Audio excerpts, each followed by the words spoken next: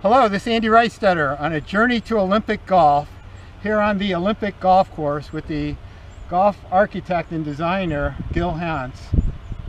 It's amazing to be here. This is day number 96 in my journey, and every good journey ends at a golf course, and this looks like it's going to be a spectacular golf course. Well, thank you. Thanks for making the trek. It's quite a journey. I mean, it's an odyssey, I think, more than a journey. But that's great. It's really exciting to have you here. And yeah, welcome to our sandbox. We've got a couple good tour guides here. We'll show you what we've got cooking, and we're excited about it. We really are. I think there's a potential here, like you said, for something really special. And obviously, it's going to be a big stage, so we hope we're up to the task. Well, great. Well, can you show me around a little bit? You bet. Let's get started. We're right now we're on the lowest part of the property, so this is the only section that we haven't quite shaped. We're still in the earthwork phase. These holes 13, 14, and 15, and they're the sort of the transition. You know, we've got the great upper part of the property, which you can see behind us, very dunes-like, and then the center section of the property is very flat and wet. And then we're down in the native vegetation. We're about to get dusted by a truck that is handling some material. We'll get out of the way and look around a little bit. So Gil, tell me how you came to the game of golf.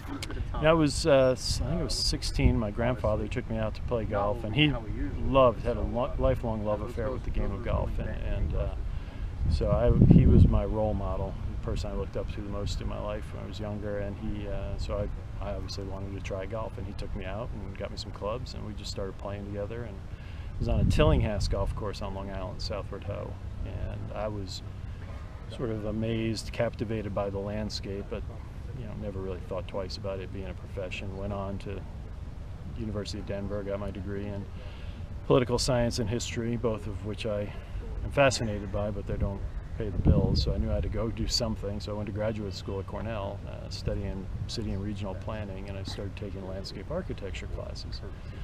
And I met a fellow who subsequently went on to work for Tom Fazio for 25 years, and he was studying to be a golf course designer, and I said, all right, if there's a possibility that could actually be something that works, then I want to pursue that. So I sort of dropped everything. First summer I worked maintenance at the Country Club of Ithaca. Second summer I worked for Tom Doak at High Point on a construction crew. Won a scholarship to go to Great Britain, spent a year there, and came back, and then went right into work for Tom Doak. So it was just a really sort of lucky string of circumstances. How did your grandfather come to the game of golf? You know, I think he was in politics, and I guess he just sort of started playing with friends. It wasn't, I don't even know when he started playing, but like I said, he was smitten by the game and really, really loved it. Tell me a little bit about the second green complex here. Yeah, we've got a long par 4 coming down the hill. Second green is perched along the edge of the lake, left-hand side, and so to the right, we've got just these series of large mounds, sort of Augusta-like, where if you can get on the wrong side of them, you're not going to be in a bunker playing towards the water, but you'll have some very interesting up and downs, some little chips. I think one of the characteristics of the golf course that we're building here is there'll be a lot of short grass all the way around the greens. This swings right up into 3T. And so I think from that standpoint, we've got the opportunity to have some really cool recovery shots. We'd rather focus on that. I think that's a very playable aspect for the average golfer, and yet for the better player, there are a lot of uncertainties that go into a shot of that nature. Do they putt it? Do they chip it? What do they do? And so I think it's a great quote-unquote hazard. How proficient of a golfer are you?